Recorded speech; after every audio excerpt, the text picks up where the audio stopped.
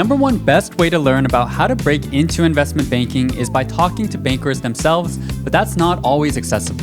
Bankers are busy working 80 to 100-hour weeks, so they don't always reply to your networking emails. But over the past few years for the Rare Liquid podcast, I've interviewed dozens of finance professionals who at one point worked in banking across all the top firms, including Goldman, Morgan Stanley, JP Morgan, Evercore, and more. The best recruiting advice is always straight from bankers themselves, and this video is a compilation that covers everything from why bankers decided to go into banking, the best resources for recruiting, what the interview processes are like, and a whole lot more. And I'll leave links to each episode in this video's description in case you want to go to a specific interview. Why did you guys each decide to go into banking? We'll go counterclockwise this time. Yeah, that's a great question. I think sometimes I wonder myself now. I would say 3 reasons. One, all the people that I've met who had come from banking, I thought were super competent, just like really, really good at working. And I think that that's a skill that you only learn when you're actually in the industry. So wanted to respected that, wanted to emulate that. I come from a non-finance background, and that's part of why I came to Wharton to kind of build that skill and fill that knowledge gap. And so that's kind of why I wanted to come into banking, I would say. For me, it was a lot about being able to see transactions on a large scale, doing private sector in Peru and in Latin America. It's very interesting, but I also wanted to learn how things are done in bigger markets, especially out of New York. And banking kind of gave me that window. So it was that, and also learning how to deal with clients and create and manage relationships, which is something that I didn't do before. So that was kind of the appeal of the job. Yeah, I think very much similar to Alonso, that bigger developed market context out of New York was a big appeal. And then, of course, the fast-paced lifestyle that banking is with. And I think it's probably one of the best jobs out of college in terms of exposure. I know there's a lot of other jobs out there that like sound really cool on paper. And when I was back in school, I was like, this sounds great, you know? But because they're not, say, top of the list in terms of priorities for a CEO, you don't actually get as much of their time. Versus like when you're doing like an acquisition or a merger or stuff like that, that's number one priority for CEO and CFO. And so you kind of like get to talk to them every day, be in the room and really listen how they're thinking through things. And I thought that was an incredible opportunity. And so that's kind of what drew me into banking. Dude, I'm a competitor and I'm a grinder, man.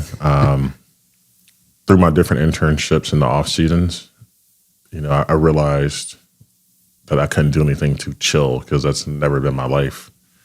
My life has always been high stakes, high pressure, high visibility, you know, how would I say it? High stakes, high pressure, high visibility. And I needed something very similar. And so all that to say, like I kind of boiled down to investment banking or trading. I think to be more well-rounded, I think, investment banking will provide that opportunity. And so it was like, okay, like where will I go where, you know, the brand is strong. I'm gonna get a ton of deals, really like a ton of reps is probably a better way to say it. And like the deal flow would be good, man. And so like going to Goldman, you know, TMT investment banking, like it made sense. The funny thing about it for whatever reason is like, there is no secret about investment banking, right? Like you're going to work long fucking hours. It's going to be fucking tough. Like that is what investment banking is, but I'm a firm believer in the 10,000 hour rule. And it's like the more hours you work, the closer you get, or the faster you get to that 10,000. And like, yeah, like, you know, will it always be fun? Like, yeah, probably not. But like, dude, you're grinding, man. Like this is the time to like, you know, figure it out and get going. And to what I was saying earlier, man, I enjoy the journey just as much as the destination. So I'll throw another caveat in there. I was on the F1 visa. I was an international student at school. So that sort of complicates the journey into finance even more. But broadly speaking, the non-target experience boils down to having to be better prepared than someone who isn't in a non-target position. If you are studying at institutions that have long-term relationships with many of the banks on Wall Street, you can afford to be less polished. You might get a couple more chances. I think the approach that I took to my preparation was, if I get an interview, I would like to convert that into an internship and then a full-time role. And there's really not much room for an error. I think the saying is hungry dogs run faster. And so within my preparation, it was really putting in extra effort and understanding that there will be obstacles. Many of them you can assume. It's you don't have as many connections. You might not know people that have done this, so you don't have that sort of first person recollection of what the job is and what should you say in interviews. And so you really have to treat yourself as the ultimate resource and put in extra time and put in extra effort.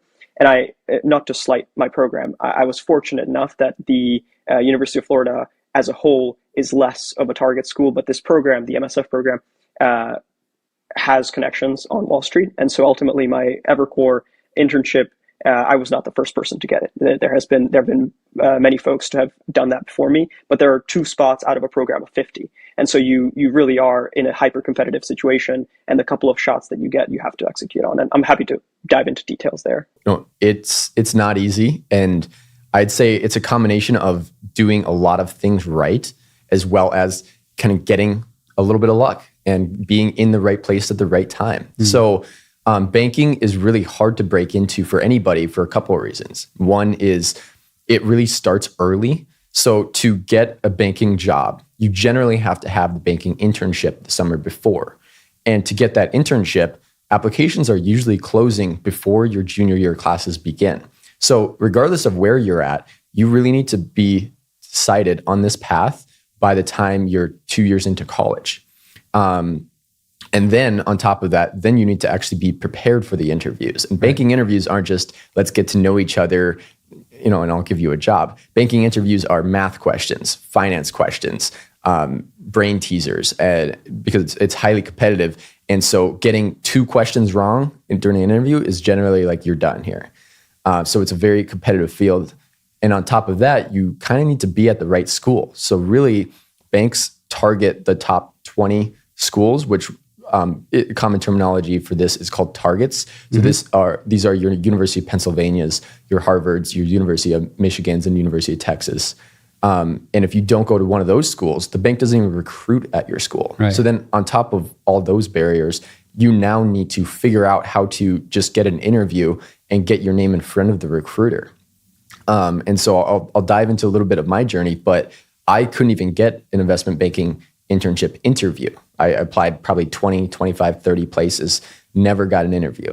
So, my journey at a so-called non-target was different because I needed to kind of take a different way in and take an internship at one of these banks that was not in banking, and then use that internship to basically crush it and then mobility my way into banking. So that was my journey, was getting an internship in the research group in Salt Lake City, Utah at Goldman. Very fortunate to have this internship. I worked very hard to get it. And at that internship, and then from there, did a lot of the same networking to then have the opportunity to interview for a full-time banking role. Was able to successfully do that and then kind of get into banking from there. So it was definitely a journey, and had a lot of, I had a lot of advice, had a lot of people help me out. But definitely very fortunate to have that opportunity. Got it. So then to clarify, did you go into your senior year and then you recruited for the full-time banking position, or did you do a year of research and then recruit? No. So I did my summer in Salt Lake City, Utah in the research group. And that summer, Goldman had an internal mobility program. Got it. Okay. So it was a very structured thing. And about every summer at the time, it was 4% of interns had the opportunity to go to other divisions. So obviously you had to be very good at your current internship. You had to have good reviews. People had to like you. And then you had to generally, I think, really network around and find the right people to talk to and give you that opportunity. But that summer, I was able to kind of interview ahead of the process of where regular people would interview. And I was able to kind of secure that full-time position before I started my senior year classes. Oh, okay. And so I never had any banking interviews outside of that structured program. And I think I was unique in the sense that I knew I wanted to be a professional investor and work in high finance from a very young age. I remember making my first stock investment in 8th grade and thinking, this is the most exciting thing. This is exhilarating. This is the industry. I want to work in. And I think because of that, I kind of had an early kind of path to follow. And that involved a lot of kind of working and interning at local, private equity firms or investment banks in Salt Lake to kind of prepare myself to hopefully, enter the high finance world. I think in hindsight, it's a lot of people don't have the same path. They kind of discover they want to work in finance a little bit later in their kind of college years. But still, I think it's really important to go kind of get that basic experience at local private equity or local kind of finance firms and wherever you are. So how did you reach out to these companies? Like, how were you able to secure these internships? Like, was it mostly at BYU, at like job postings and stuff like that? Or did you cold reach out to a lot of people when you're reaching out to the boutique banks? Yeah, and so at PE the shops? beginning, I kind of call it the friends and family approach. You need to go to your neighbors, your friends, your family, anyone who has a job in a finance firm that you want to work and see if they'll give you an internship. And oftentimes these were, unpaid internships. I kind of raised my hand and said, hey, I'm really interested in learning about this industry. Can I come, hang out, for lack of a better term, for a few weeks this summer? And that was really, I think well received. And it was helpful for me to kind of start to build my resume and ultimately kind of preparing myself for when I applied to the more kind of robust and, established internship programs such as JP Morgan's. Got it. Yeah. Because I know based on your previous experiences, it seemed like you had, two boutique investment banking and 2 private equity internships before JP Morgan? Is that right? Yeah. So in my undergrad, before I graduated, or after I graduated high school, I worked for a mutual fund company.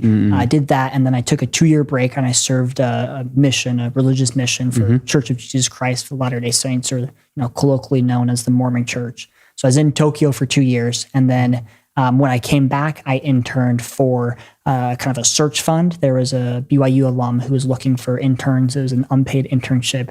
Did that. And then I also interned for kind of 2, I'll call it local investment banks that were both had ties to BYU. And then I also interned for another local private equity firm my senior year that had kind of ties to BYU as well. I would say, just to start, I think my background on paper looked super traditional in many ways. But I feel like my own personal path to where I've gotten today and how I landed in finance actually feels a little more circuitous than that. So I'm originally from Los Angeles. I grew up in a family where no one did finance, didn't even know it was an industry to consider.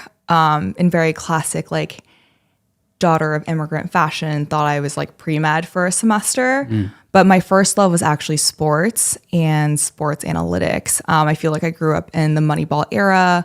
I played varsity softball in high school, and that's what I thought I wanted to do. So when I got to Yale, my first internship was actually as a video scout, doing baseball scoring, baseball data for the small company that supplies data to basically every major league team.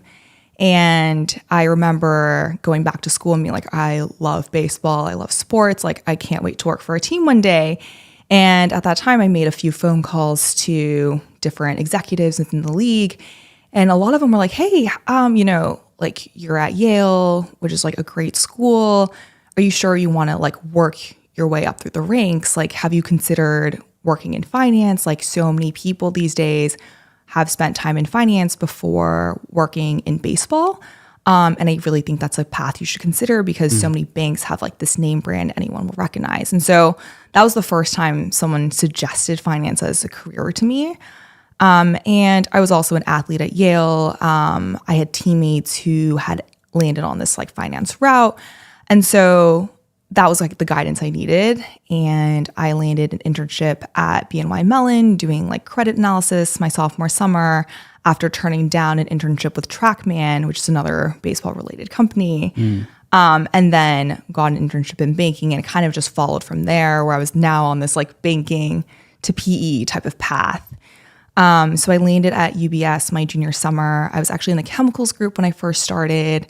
And part of that was I loved the people in the group. There was a Yale grad, just people who were there to support you and kind of lend a hand, be mentors, and people who really cared about, the analysts working there. You weren't just maybe a cog in the machine. But I wanted to actually first dive deep into your background in sales and trading, how you pivoted into banking, because I think that's pretty unique. So can you first kind of talk about why you decided to work in finance, kind of like in Hong Kong, how you broke into sales and trading, and how you pivoted to banking?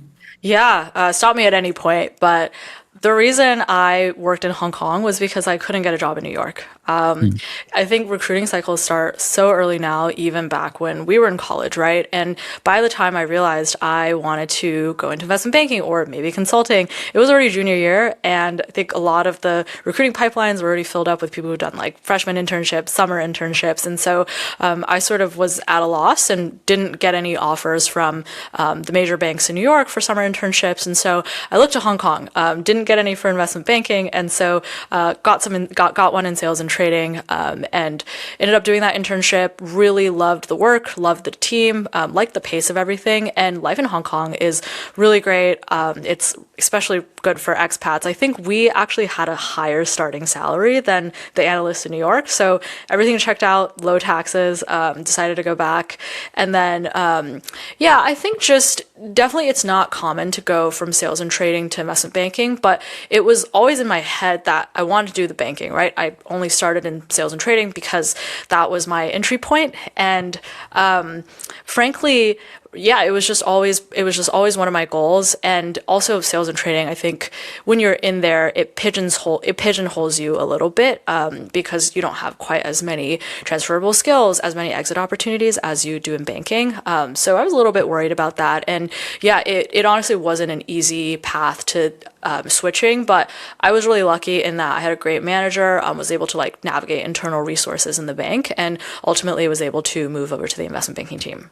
Got it. And I think a lot of people who actually follow my channel want to break into banking, and a lot of times do have to kind of go into like this side route sometimes, because not everyone knows from day one of college that they want to go into banking. And as you said, the timelines are so fast.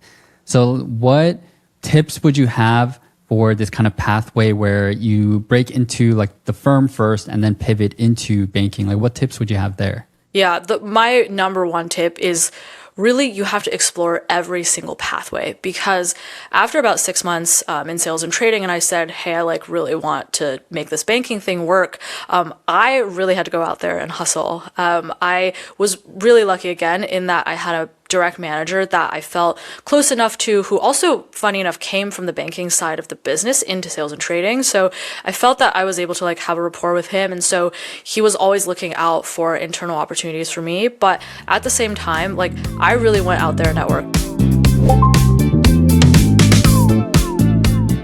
Obviously, the basic concepts, having taken some finance courses, they came naturally to me. But there are more advanced concepts that you then have to spend extra time drilling into.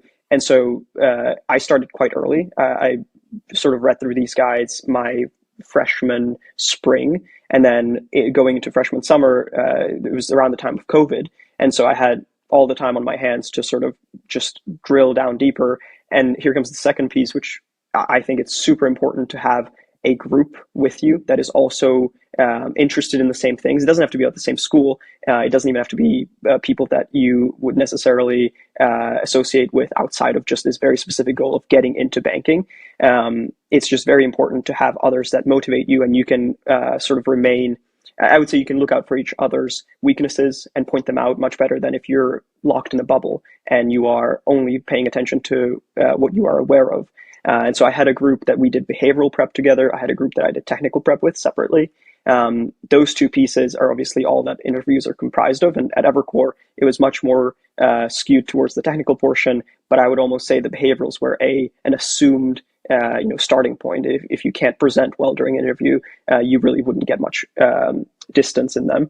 And so it was those two pieces, trying to understand everything that I'm talking about, not just memorizing answers.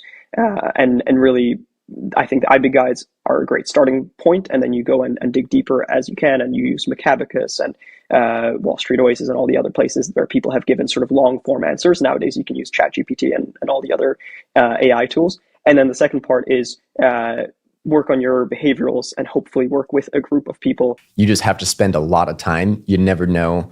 It's not like one missed question is going to absolutely derail everything, but you generally have to know almost everything because you just never know what's going to be asked when. Yeah. On that note, what recruiting resources were most helpful for you? as you were preparing for the banking recruiting process? I'd say banking is relatively easy to find resources for because there's so many people that want to do it. Honestly, there's a lot of free resources online, a lot of great paid resources too. I personally only used free resources. So I think, Wall Street Prep, Wall Street Oasis, mergers and acquisitions, Vault guides, like there's a lot of stuff out there, and really just the simple Google search of investment banking interview questions will generate so many that you have just 100 hours of prep right there to go. Now, I imagine you're watching this because you're trying to break into banking. And if so, I want to tell you about a student I recently helped named David, who landed 4 offers after working with me in my mentorship program, the Banking Accelerator.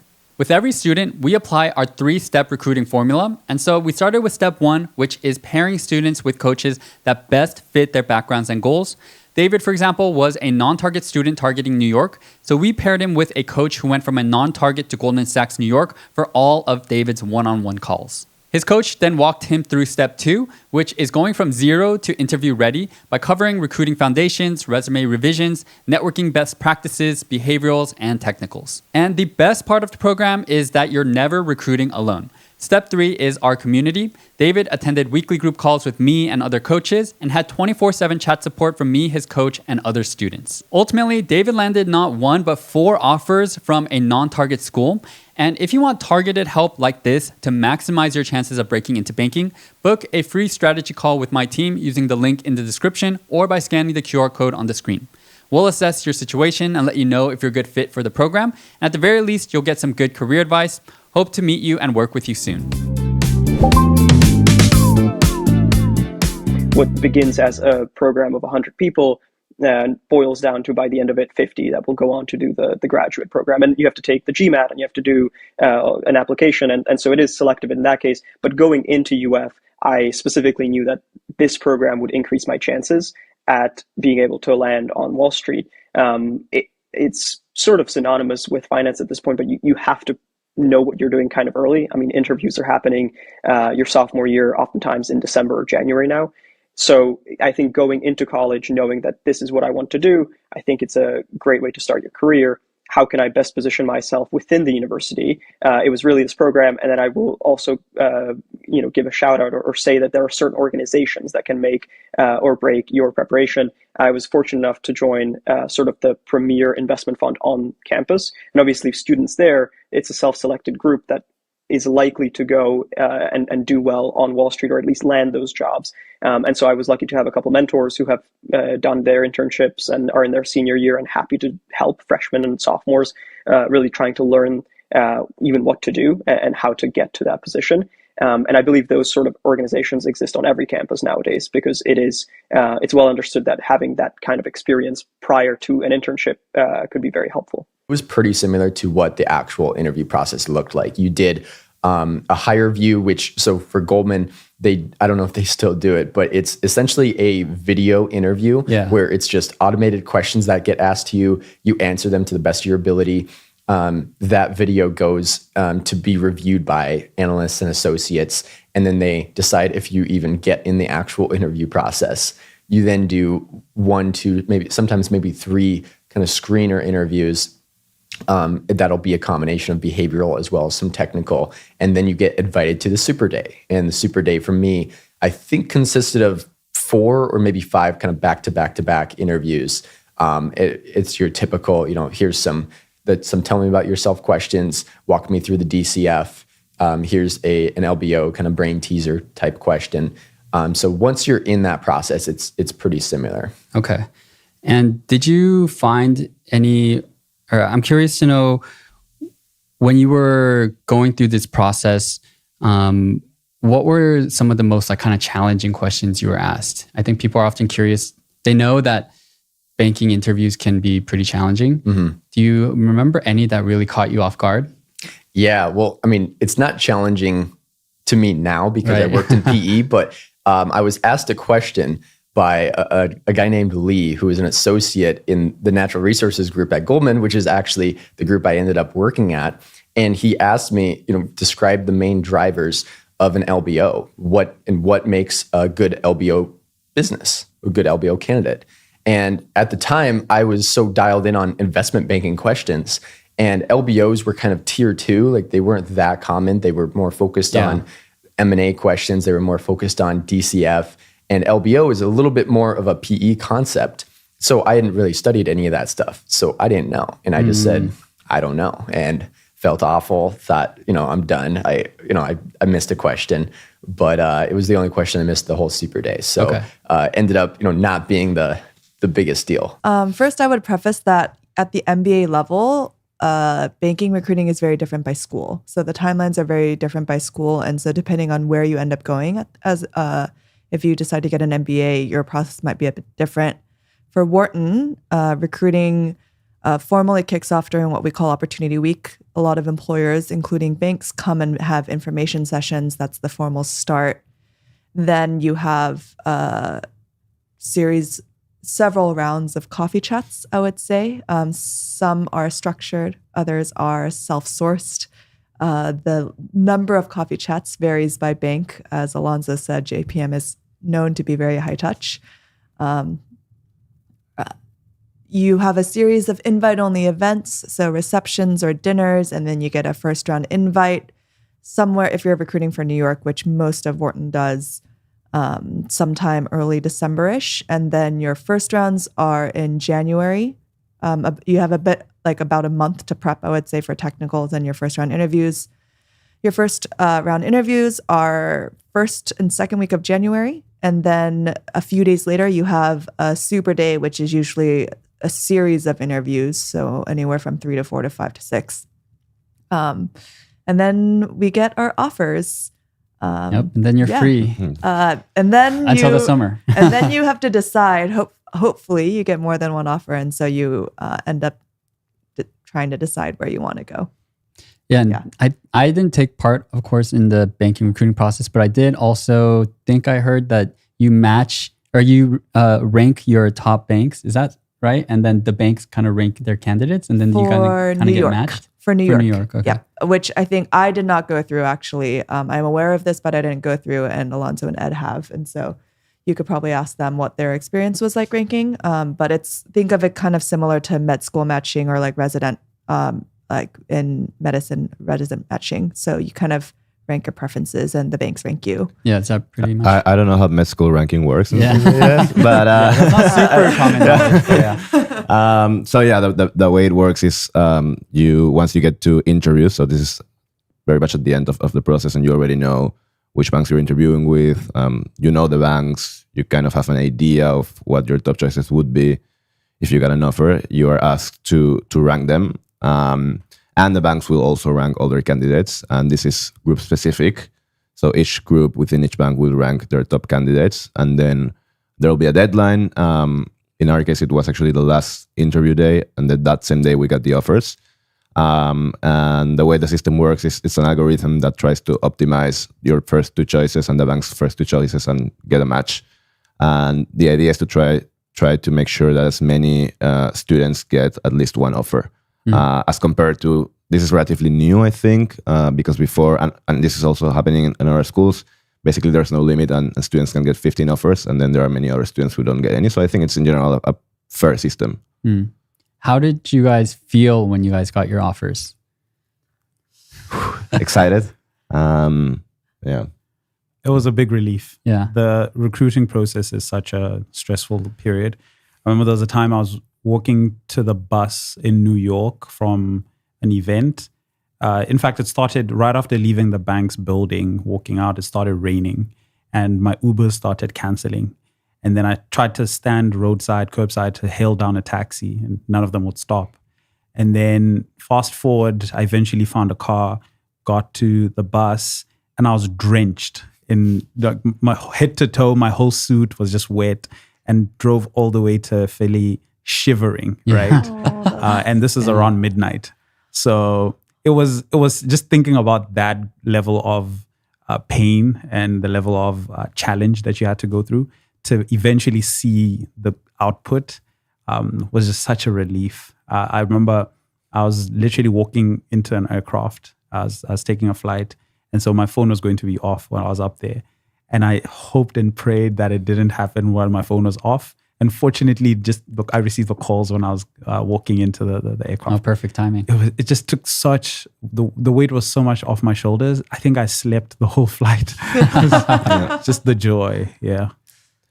For me, continuing with the stories, I think the first thing that came to mind was those 6 a.m. early walks to a train station in Philly to catch the train to New York, freezing because Peruvians are not used to that weather.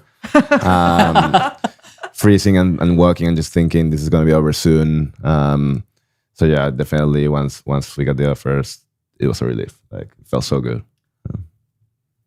Eunice, how about you? I remember when I got the call. So it happened to be the staffer at GS. This is the call that I'm referencing. She started off being like, yeah, it was a really tough year in recruiting. Like, as you know, the market isn't doing too well. I was like, oh, it's okay. I don't even think I was this happy when I found out I got into Wharton, to be honest, or like got any other job, because that's just how hard you have to work. And you're in an environment where everyone, it's not just you, like you see everyone really trying their best. And so many different ways. You're just trying to balance so much. And it there is a little bit of anxiety of like, will this work out in the end? Because you've just put in so much and you've actually sacrificed a big chunk of your time at your MBA for this. And so I think a lot of relief. I felt pretty happy, I would say. And then, so it was I do remember it. I was sitting at my desk, got a call, and I think I like kind of screamed. Yeah, wow. If I think about when I got my JPM offer, it was so long ago, but I think I got the call at home and I was super excited. But then I told my ex-girlfriend at the time, and then she was very like mixed about it because of like the work-life balance issue. And so, but then I went to like this Cabo spring break trip and then had a lot of fun after I told all my friends. So yeah, anyway, huge relief. How about we actually go into how to get into banking? Any like tips for recruiting that come to mind? Starting with Alonso. Sure. Something that no one told me and that I think it's important is don't underestimate the very early coffee chats. I think we were told, or at least the message I received at the beginning from the banks during their information session, etc., was that the first coffee chats were just, to meet you and to learn about the bank and to get whatever information you need. But then I found out that not really. You are getting evaluated since day one. So you have to be sharp. And something that helped me at least was knowing what I wanted in terms of group, in terms of which bank I preferred, and having like a solid pitch and a solid story prepared since the very beginning. Of course, you develop it and you improve it as you go. But I do think the first impression is very powerful, and so you should not underestimate it. Ed? I would say teamwork makes the dream work. Mm-hmm. I had a team of guys that I prepared with, and my view of the world was that there's enough that all of us will get jobs. So we weren't competitive with each other. And so we worked really well together to prep our resumes, to prep our stories, to prep for coffee chats, like Alonso said, because from day one, every interaction is evaluative. So we just made sure to do that. So getting a team of people who you will share resources with, who you will be vulnerable in front of before you become vulnerable in front of the bankers, and those who will push you. I had a friend who would call me between classes at night and just like ask me a random question, like a behavioral, like, tell me about a time when you did want to do, and I had to answer because we had that agreement. So that's something that I really would stress. Teamwork makes the dream work. Got it. The midnight calls is not a usual way to prepare for recruiting, but I guess it worked. But Eunice, how about you? Any one tip that comes to mind? Okay. Well, I feel like there are so many like practical tips. What do you want? A practical tip or more like self-reflection of like the recruiting let's do process? one of each then. Okay. Practical tip. Be super organized. I like little things like don't book coffee chats back to back because one might run late. Create a buffer. think about how long it takes to walk somewhere or set up a computer, like build in buffer times, because I think that's what causes stress. Have a super organized email track, like Excel tracker of all of your contacts. That helped me a bunch of times. Honestly, I think I talked to close to 200 people during recruiting. And so no matter how good your memory is, you will not remember 200 variations of the same conversation. And then on a personal level, I think this is a bit of a hot take, I think, in banking. I've heard, like, this was kind of, I just decided to do this, but I was pretty authentic during my recruiting process. So similar to Alonso, I was pretty targeted in my recruiting. I was recruiting for the West Coast. I was recruiting for tech teams. And like during my like why banking or like what's your top banks or like all the questions that you get asked, I was pretty honest. And I think that like if you think about it, we will be bankers in a few years. We will be recruiting, and like I think we have the ability to hopefully tell when someone's faking it or not. And so I think that worked out for me. Like I tried to be as authentic and sincere as I could, and I think that bankers were receptive to that. You never felt like you were being too honest, or are you being authentic to a certain point? And is there ever any line or? Yeah, I would say like be professional. Like I'm not gonna go. I almost cried in an office once, but I was always professional. But I think that some people, they feel like they need to either have a different persona during recruiting or be like super hardcore. I still laughed. I mean, we're still talking to people in coffee chats. They're not robots. And so I think that was what worked well for me is always be prepared, whether that's like be prepared to talk about a deal or like talk about your hobbies or whatever they ask for. But just trying to be sincere and not fake it.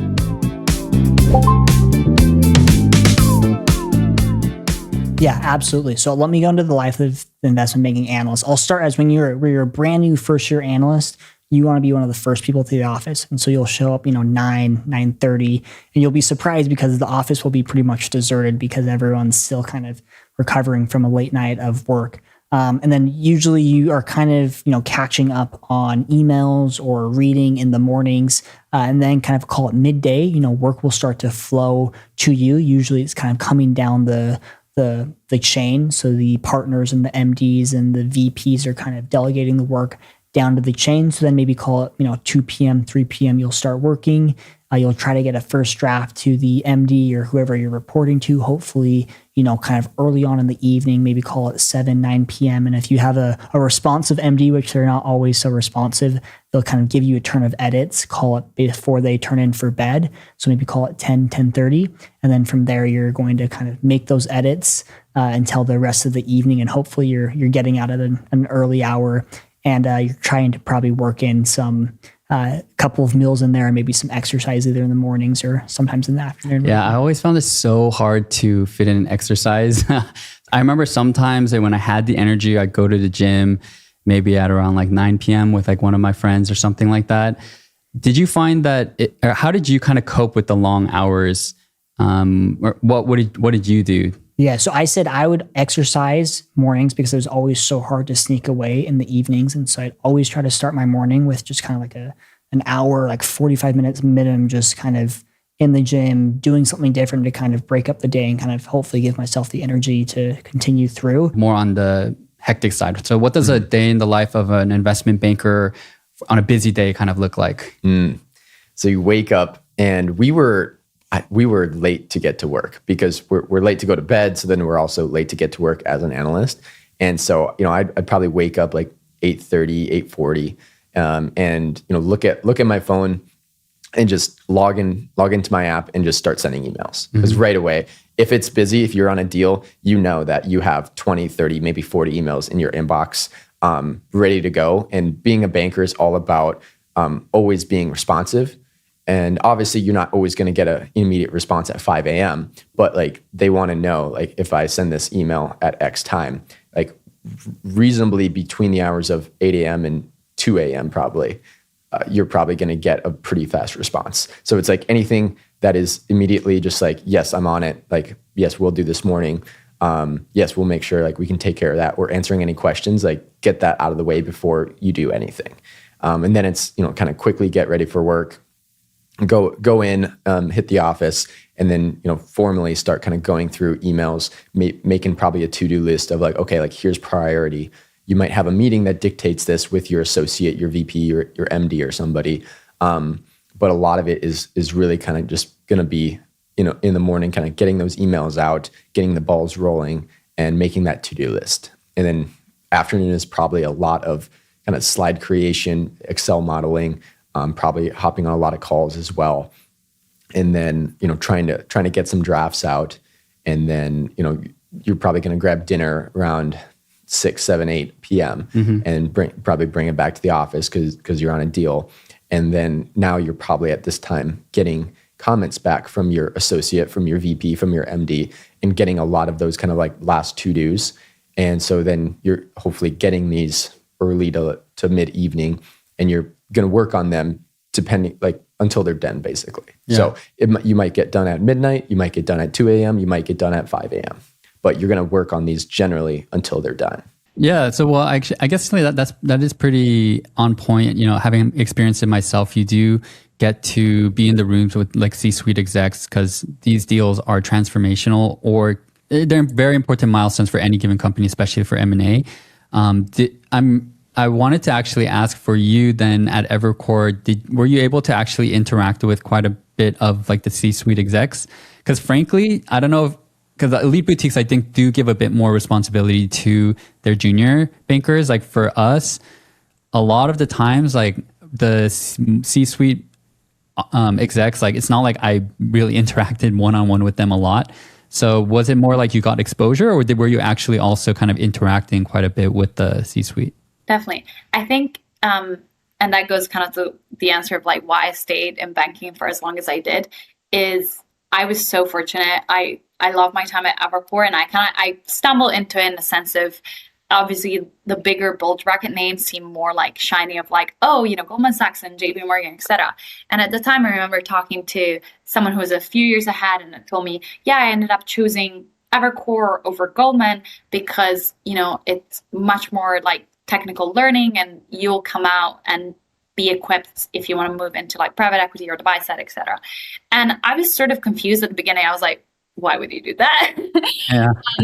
But thankfully I kind of like followed her advice when it came time to kind of select kind of what offer to like choose from, and never looked back. I'd say in terms of Evercore has very lean teams, which I know in banking, it sounds like very appealing, but it also means like you work a ton. Like honestly, it means you're gonna kind of like get worked.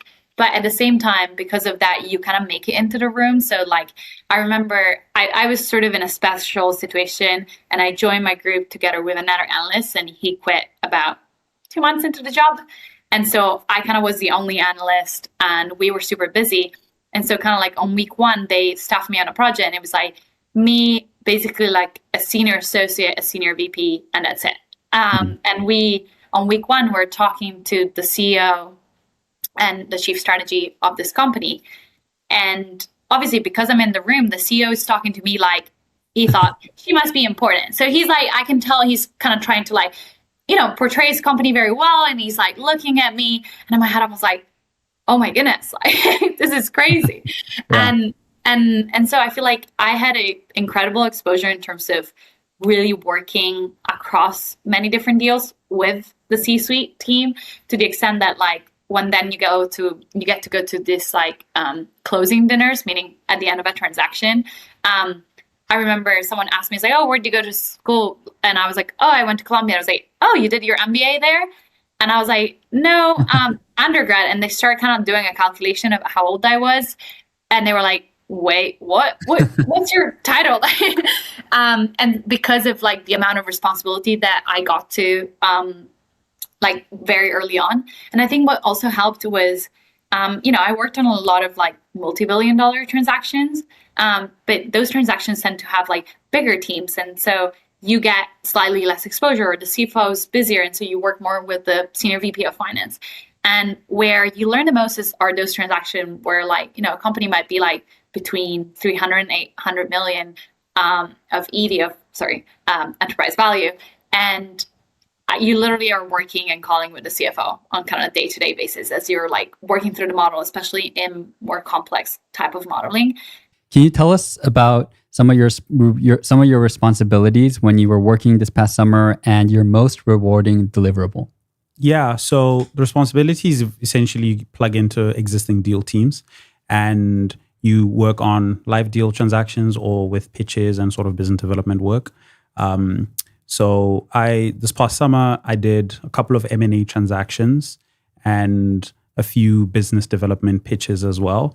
And what that looks like on a day-to-day is you help out with client deck pitches or business development pitches that the bank will be preparing. Then whenever there's a roadshow or something similar to that or a client presentation, that will be the output that the bank shows to the client. So that's a lot of the work that we did. Secondly, we also had to do some Excel work, so valuations whenever necessary. Third, a lot of industry research and comparable company research. I found just setting the scene was a lot of back-end work in order to put all that information onto a slide deck. So that was really, really exciting for me. And the one exciting deliverable I did was on this one live transaction that we were working on, and we had to put together a deck that had quite a bit of back and forth between ourselves and the client. And we did some rehearsals with the client. And then to actually see the client deliver it right at the end and the live product, the final thing, it was just so amazing and rewarding to see the thing that we had been working on for so long finally be seen by other people besides ourselves. It was a rewarding experience for sure. I actually sympathize with that. In my case, work very similar. But I would say the most rewarding experience was definitely when I get to work on something first that was live, but also where I got some responsibilities and I could see what the impact was on the process and on the deal in general. In this particular case, I was given Q&A during due diligence, and I was able to manage a relationship with the client and actually see the impact that I had on the deal and not just being behind the scenes. So I felt that was pretty rewarding. Yeah. And Eunice, when you think about what was the biggest personal and professional skill that you gained throughout your internship, what comes to mind for you? I think personal, and this is something that I'm still working on, is being intentional with my time. I think it's a given, I'm sure we're going to talk about it, that it's a lot of hours. And so each hour, I would say each minute becomes more precious. And I think it made me more focused in what I want to do with the time that I have, the little free time that I have. And I think that's a skill that I'm continuing to refine, of making sure that I actually live out the priorities that I set for myself. On a professional level, I would say one of the skills that I didn't think that I would find as important. I was more stressed about the technical aspect, to be honest, but something that I found really important is just people and relationship management. I think coming in, especially as an MBA associate intern, you're kind of in an awkward role within a deal team. You have several years of experience, but unless you're coming from banking, you have no experience in investment banking. You're an intern, but you are able to kind of onboard quickly because you've worked before. And so just making sure that in some of my teams, I feel like I was definitely I reported to an analyst essentially. In other teams, I found myself working directly with a VP. And so just being able to flex and also make sure that everyone else on the deal team is up to date and also happy with the way that responsibilities are distributed. It's a skill that I learned. In terms of kind of making it through, I think it's all about kind of building friendships in the bullpen. You know, we had, I think, about my class, 15 analysts, and then probably another 15 analysts in the class above and below us. And so we had a good bullpen of, 30, 40 people. And because of that, there was always something happening. People were laughing, joking. And so you kind of start to embrace the late hours, knowing you have some really close friends by your side. Also, working and grinding together. Yeah, definitely. I am thinking back now to my time in SF. We actually called the bullpen the jungle for whatever reason. I feel like actually usually it's always called the bullpen. But for our group, we actually had a pretty small group. We had 2 MDs at the time when I was there, and 2 EDs, 2 executive directors, no VPs until later. 2 associates got promoted. And then I think we had at one point like 5 associates, 5 analysts. So it was pretty small, and we built a lot of camaraderie within that kind of like small group, I guess. Did you ever feel like in New York where you're one of maybe like 30 plus ish analysts that you felt a little bit more like cog in the machine type? Or did you feel like a cog in the machine ever at all? Or were you able to still feel like the group was small enough where you could get to know the seniors and not feel like you were just like one piece of like the larger puzzle? Yeah, I think that's the trade-off with being in kind of a larger office is there's just more people to go around. And so it's harder to get to know the people you're directly working for. I think the ones you do directly work for, you get to know, but someone who's maybe adjacent to you or you've never kind of, a partner you've never worked for, you don't get to know them as well. And I think that's the trade-off. The nice thing is though, is there's so many different people to work for. You can kind of figure out, who your people are and who you enjoy working for. Like I think back to my experience and I can think of, a few senior people who I really enjoyed working with. I understood their styles and built a lot of trust. And I found myself starting to work for them more so. And then the same thing goes for the analyst. You kind of find the analyst who you're friends with and you start to, spend time with them and kind of, joke and laugh around at night. I remember we smuggled in a pull-up bar. And so we'd have pull-up competitions in the evening. And then we would also, we had a football and we tried to throw it across the bullpen, but because the wind, like the ceilings are so low, you have to throw it like perfectly on a line. And so it was like our evening challenge. We'd all gather on one side and we'd, see who could throw the football the longest. So definitely call it some rowdy behavior, but it was fun. How did you guys either counteract the tough work-life balance, or how did you see, what kind of advice were you given? Alonzo, maybe starting with you. Yeah, I think, well, it's a difficult question because, it's long hours and sometimes it's just hard to take a break. But something we would do in the group, and I'll probably enjoy it more once I go back full time, is there is this short period of time, 1 hour at 6 p.m. where you're basically free to do whatever you want. It's called flex time, and I really like that because it gives you the liberty to go to the gym or just go out and eat something and then go back to work. But I think that helps a lot, especially when you've been having like a long day. And then on the weekends, you just have to manage your schedule. Sometimes you'll have time, sometimes you won't. And it's just keeping yourself motivated and knowing why you're doing this job and looking at the bright side, and then just using whatever time you have left to enjoy yourself and do some sports and go out. But I think it's a job that requires you to keep yourself focused, but also relaxed in a sense that you don't, because if not, you just burn out, and that's something you definitely want to avoid.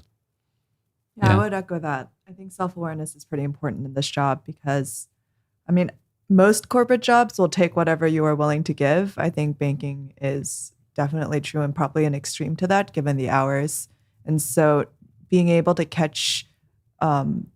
be aware of how quickly you're burning the candle at both ends, know that you are on the track to burning out and being able to mitigate that, I think is a pretty important skill in banking, and it's kind of critical to long-term success. Managing up is honestly it's like kind of a basic answer, but I feel like it's pretty important. Like as long as you prove yourself and you prove that you are dependable and reliable, most people are very understanding of I will take time for myself, and they trust that you're going to get stuff done. And so as soon as you build that social capital, being able to communicate that clearly allows you to have a little bit more work-life balance. Also where I worked, they had protected Saturdays, which were usually pretty protected, which is great. Can you explain? Most people don't know what protected Saturdays is.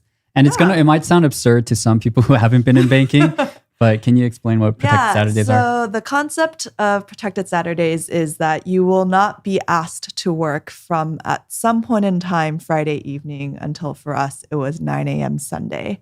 And I think that's a pretty big difference because in a lot of banks that don't have protected Saturdays, it means you may not work over the weekends as much, but you always have to be on and checking your phone. Whereas I did not check my phone on Saturdays. I did not check email on Saturdays. And in a work environment or industry where you're kind of expected to reply to an email in 10 minutes, it gives your brain a huge break in being able to sign off for a day, even if it's just to catch up on sleep. Yeah.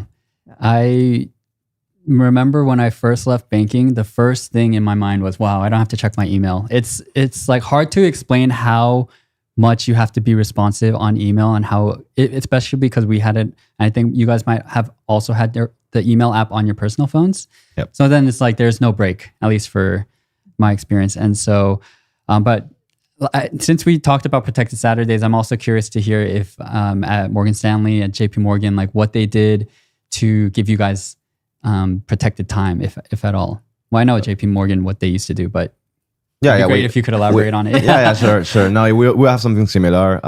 It's not a full Saturday, but it's Friday to Saturday. We get Friday night off and Saturday morning, and it makes a complete difference. Just being know that you'll be able to plan something for Friday night or Saturday morning, and you don't have to worry about emails. But you were saying that stress of having to look at your email at any point in time, and knowing you have to reply immediately once you get that off, it's a big relief. So I really appreciated that time off, and also they did everything they could to respect it. So I think from that side, it's a very good culture in the sense that they would really try to avoid sending you anything over the protected time, or like you just never knew when you could plan things or not plan things. And I think that was like really hard on my relationship at the time. Someone who I'm no longer with, but I think it was just like really tough because you're like, can we get dinner together or not? And things could just change on a whim. And you just didn't know when it was going to change. Like it could be 7 p.m. You might think that like you're good for the night, make dinner plans, and like 7:30 hits or like 7:15 hits, and all of a sudden your entire weekend is gone. And I think that was like really, really tough on like friendships and, talking to people and things like that.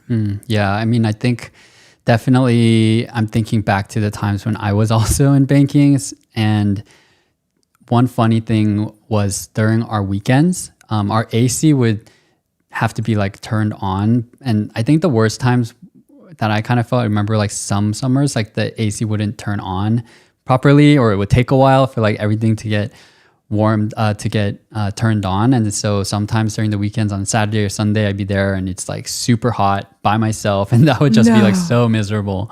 Yeah. I don't know if you guys had protected weekends or Saturdays. We did not at the time. So that was the other thing. We didn't have any protected days. Or weekends. So it was like truly. What years were you in banking? 2017 through 2019. Oh, okay. That's surprising then, because I was at JPM from 2015 to 2018, and 2015 was the first year that I think we started introducing protected weekends. So for those who don't know, at least at the time, it was you get 1 weekend off per month for us.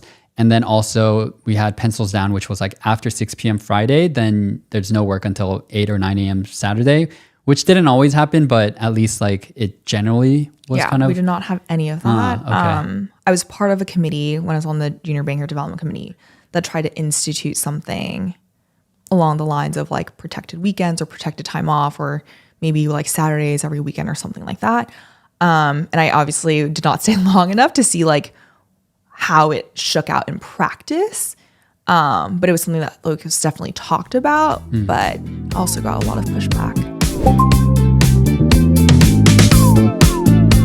The people that you were going to be working with over the summer, they really tried to plug you into deals that were active and give you a little bit of a taste of what you could expect when you're on the desk full time. And there's a lot of kind of a aspect of, what are you going to be doing all the time when you're coming back full time? When I got there for full time, I think I built on everything that I experienced over the summer, but it was 10x of what I experienced over the summer, right? So I was, fully involved in all of my deals. I was leading, as an analyst, I was leading the modeling for, any given deal. I was working on an IPO, so understanding the equity market side of things. I was working on debt deals, so understanding the debt capital market side of things. So I got the kind of the full spectrum of investment banking as a full-time analyst, which again, I had pieces of during the summer, but I'm not going to get the full picture until I'm there for the full 2 years. Yeah, they really throw you into the fire in banking a lot of times. And then Yeah, I remember actually, I kind of ramped up generally a little bit, I think slowly, I would say in retrospect, compared to like what I was doing like after my first 6 months. But I do remember like at certain points having all this work for the client and sending it to like just the C-suite and thinking like, I can't believe that what I did is like going to them like fresh out of college. But I also wanted to just broadly ask, how was your experience in banking? Did you enjoy it? Did you hate your life? Like, what was your takeaway? And especially now looking back and you have this like full picture of the experience. How was banking for you? Yeah, I think my candid response is that it was a great learning experience. It was by no stretch of imagination a fun experience. And I don't think you're ever going to meet someone who went through investment banking who will tell you that it's a very easy, relaxing job. And it comes with its trade-offs, right? I worked very hard. I had very long hours. But at the same time, I think I took away quite a bit in terms of technical skills, in terms of work ethic, and in terms of building a really strong network. I mean, a lot of the people that I worked with in investment banking, I'm still very, very close friends with. And you build some lifelong bonds with those analysts and associates that you're in the bullpen with many hours of the day. And those are some of my best friends. So what I take away from investment banking, are the skills, the network, and just the experience and work ethic that you kind of build throughout. Yeah, I personally, having worked at the same firm, but in different groups and different offices, I'm sure we had different experiences. But what I usually tell people myself is that if I could go back in time, I would probably still be okay with, and for the most part, want me to have gone through banking because I took away so much from it. Yeah, but at the time, there are a lot of tough moments throughout the job, as you mentioned. Absolutely. And you really develop like a relationship. And I thought it was kind of crazy at the beginning that they were trusting me to sort of build the model and all of that. And then I was like, well, I'm the person who's closest to this. Like when you're in a room and they turn to you, if there's a, question about like anything financial, I was like, this is what makes banking so great. Even now that there's all the AI tools and people are wondering like, do I even need to go get like that technical skill set? Yeah, I do remember with the closest interactions I did remember having with C-suite, as you say, were like the smaller deals. Like when I was working on, I think the smallest deal was something like $100 million. Then that's when I was emailing directly with the CEO from time to time. And I do remember that feeling like, dang, I'm only like 22 years old. Like, what do I know? But I guess like also, since you brought up kind of the AI tools, that's also like a very hot topic these days. I know you kind of just left banking about like 4-ish months ago. But when you were leaving, did you see a lot of AI tools being used at Evercore, and has the firm been kind of quick to adopt these tools? So I'm really glad you're asking because I feel like I've been talking to a lot of friends that are in banking, in PE, at tech startups. And like, that's my favorite question to ask, is like, how much AI are you using? And I think Evercore started quite strong in terms of like adoption, but kind of slowed down a little bit. But in general, I see it so frustrating at a lot of these banks. Like some of these banks are, especially the bulge brackets, using only Copilot. And for anyone who's used Copilot, it's not a great AI tool. Mm-hmm. And I feel like one of the many reasons I was like, the world is changing so fast. And I feel like banking is like struggling a little bit to keep up to pace when it comes to using these tools. And I find it so refreshing to be able to use these and really be at the forefront here at Insight. We're literally hosting an internal hackathon on Monday where we're all kind of invited to go and build our tools to kind of like automate workflows and build whatever works best for us. And there's a big culture of like, go and embrace the change versus like what I've been seeing in a lot of like, especially the bigger the company, the slower the adoption of AI, which is really sad because I'm sure you spend a lot of hours that late at night where now you're like, oh, I wish I had this tool. And, I feel like now that the tools exist, it's like heartbreaking to see people spending a lot of hours. Yeah, definitely. I mean, I remember in particular for us, strip profiles and company profiles where we're pitching or need to show a list of targets to a potential buyer. And then I remember it was like mind-numbing work. You know, you're just going onto company websites and then finding their management teams and all of that, and then just like pasting it into it. And now you can kind of like populate a lot of that. All right, so that concludes the video. Hope you all found it helpful. If you'd like to listen to any episode in particular, you can find them in the video's description, or also listen wherever you get your podcasts like Spotify or Apple Podcasts. Thanks as always for tuning in, and hope to catch you in the next one.